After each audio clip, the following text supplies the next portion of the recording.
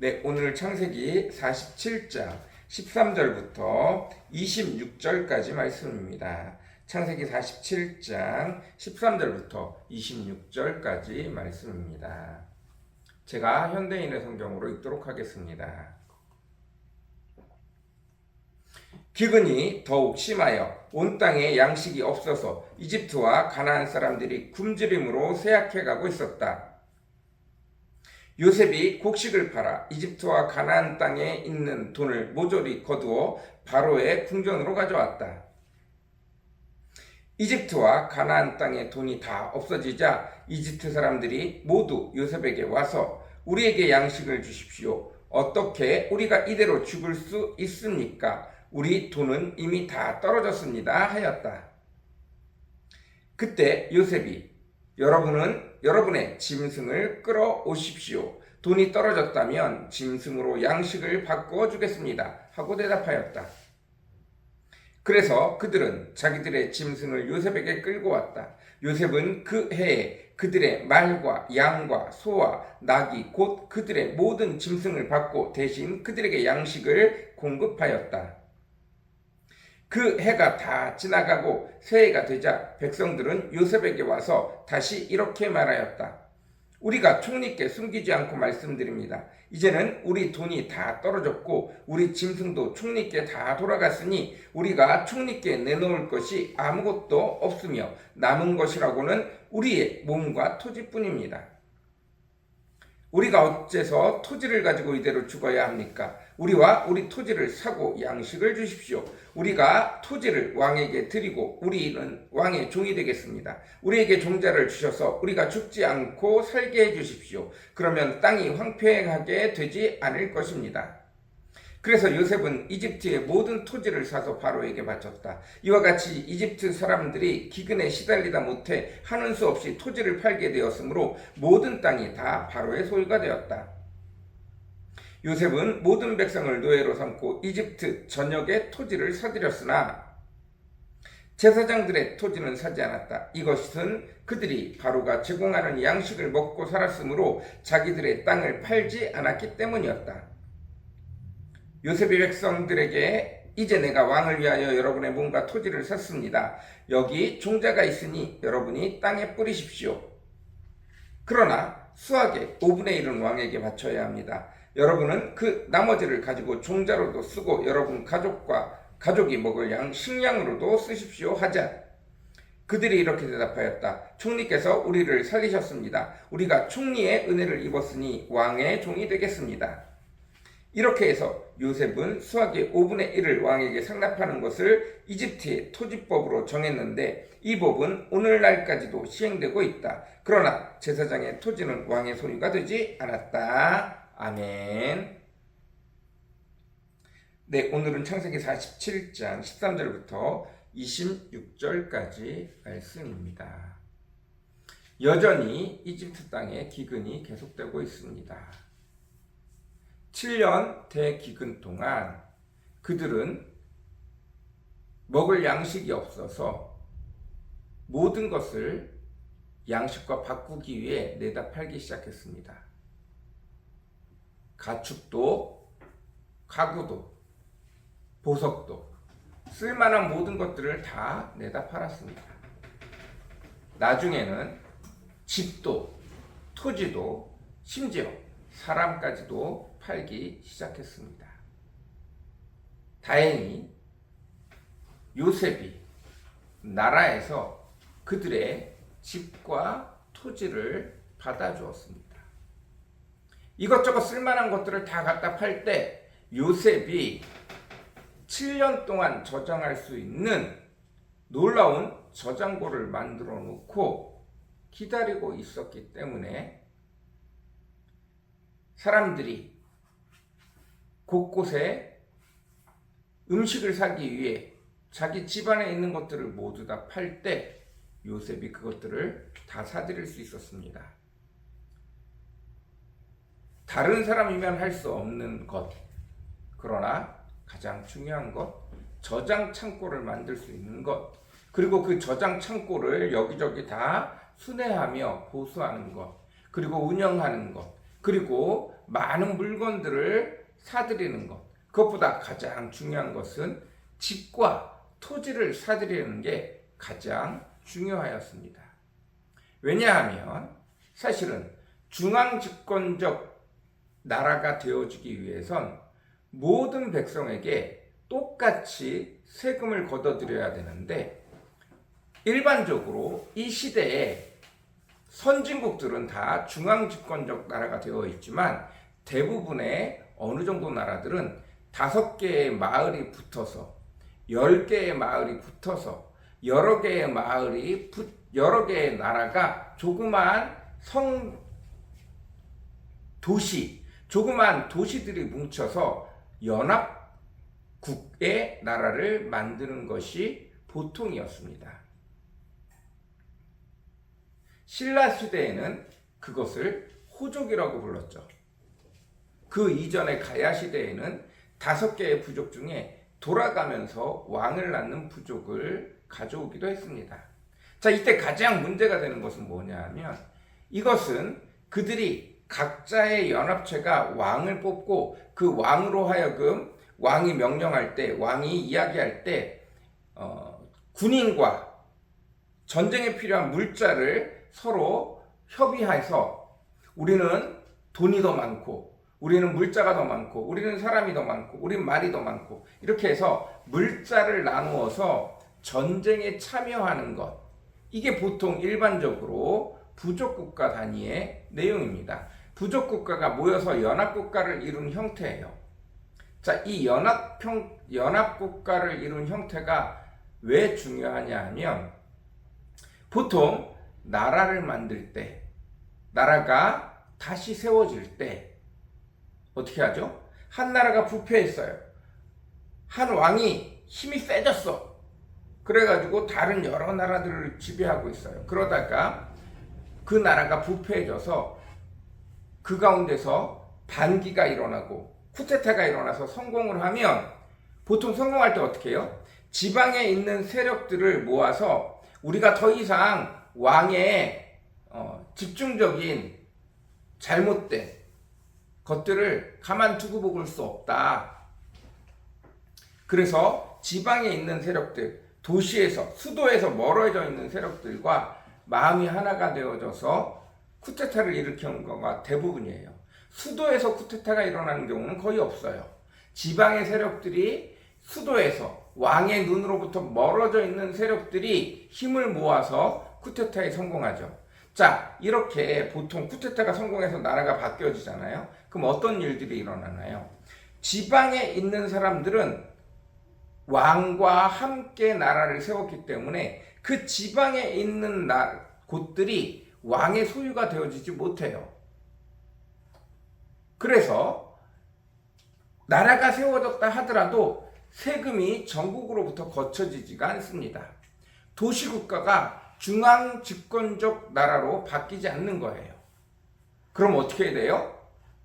도시국가로 붙어 있을 때도 한 나라가 다른 나라를 쳐서 그 지역에 있는 호족들을 다 죽이고, 그 지역에 있는 사람들을 다 죽이고 난 다음에 왕이 되는 경우, 마찬가지로 반역이 일어나서 지방에 있는 사람들과 협력해서 그 지방에 있는 사람들에게 다 땅을 줘서 그 지역을 다스리게 해. 그 지역의 영주가 돼. 그러면 세금이 안 올라오잖아요.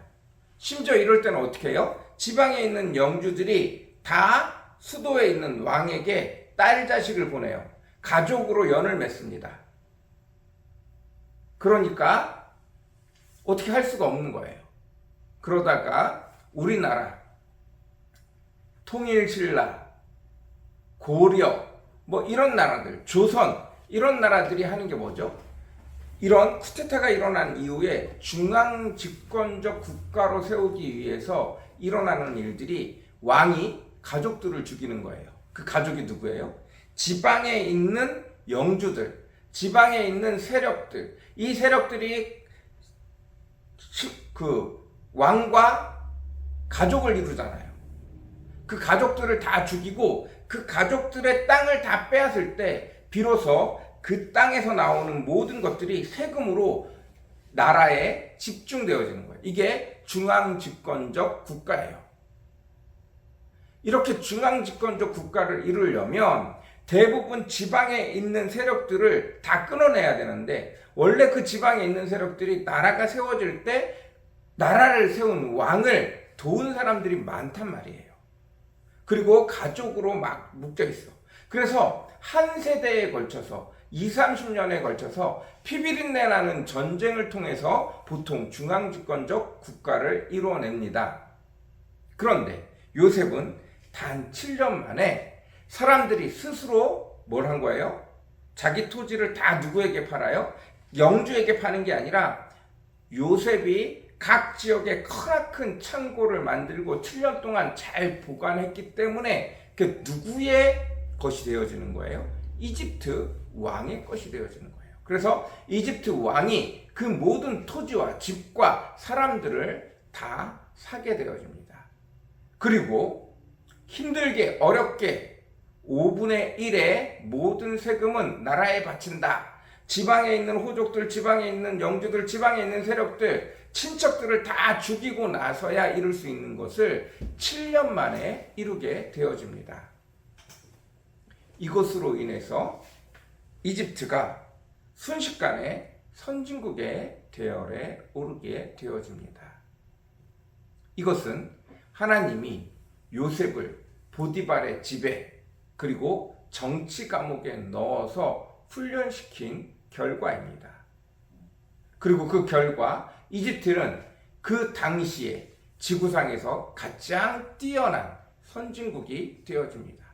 그리고 그 선진국의 문물을 하나님의 백성들이, 사람이 누릴 수 있는 최고의 선진국의 문물을 사람이 누릴 수 있도록 여호와 하나님께서 야곱의 가족을 이집트에 보내시는 것입니다.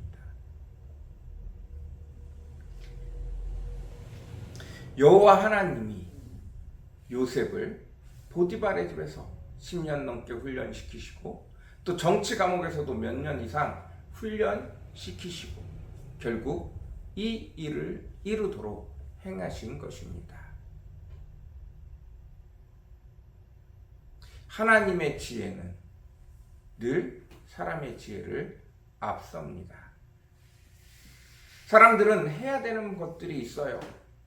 엘리트 코스를 가서 학교를 가고 그 학교를 나오고 엘리트 학교를 나오고 엘리트 직장을 가고 엘리트의 길들을 따라가는 것들이 있어요. 그러나 여호와 하나님의 길은 하나님이 훈련시키시고 하나님이 행하시면 사람들이 따라올 수 없는 놀라운 일들을 이룰 수 있습니다. 왜냐하면 이 땅을 지으신 분이 하나님이시고 이 땅의 설계를 여전히 이 땅을 운영하시는 분이 하나님이시기에 사람이 하나님을 따라올 수 없는 것입니다. 사람들이 모르는 틈이 있어요. 사람들이 모르는 길이 있습니다.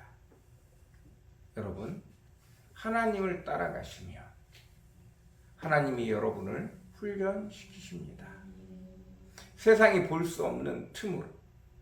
물론 세상 것을 공부해야 돼요.